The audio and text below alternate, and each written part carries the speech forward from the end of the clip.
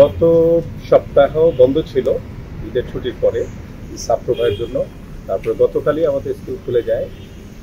আর যেহেতু আরও 3 দিনের জন্য হিট অ্যালার্ট জারি করা হয়েছে, সেই জন্য সরকার আজকের জন্য স্কুল কলেজ 5টি বিভাগের সকল স্কুল কলেজ বন্ধ ঘোষণা করেছে।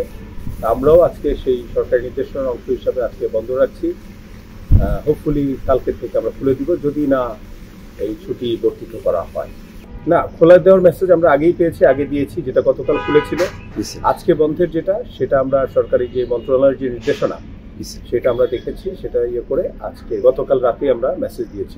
সরকারের যে বর্তমানে নির্দেশনা পেয়েছি সেই অনুসারে যাদের স্কুলগুলি শীতাতাপ নিয়ন্ত্রিত, ক্লাসরুমগুলি স্পেশালি, তারা কন্টিনিউ করতে পারবে উইথ শর্ট স্কেজুয়াল।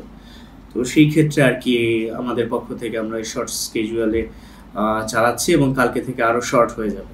অভিভাবকদের পক্ষ থেকে কোনো সমস্যা নাই, এই কারণে যে তারা জানেন যে তাদের বাচ্চাদের যে রুমগুলি রয়েছে সবগুলি শীতাতাপ নিয়ন্ত্রিত, এবং আমরা চেষ্টা করি সবসময় যাতে কোনো ধরনের সমস্যা না হয়। সেই কারণে আমাদের ইলেকট্রিশিয়ান আছে নিজেদের, এছাড়াও প্রত্যেক দিন তারা ক্রস চেক করে যে সব ঠান্ডা হচ্ছে কিনা।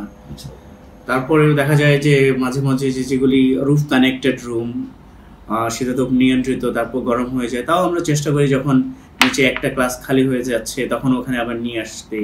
এভাবে করে একদম প্রপারলি তাদেরকে যতটা সাপোর্ট দেওয়া যায় সেটা মেনটেন করি।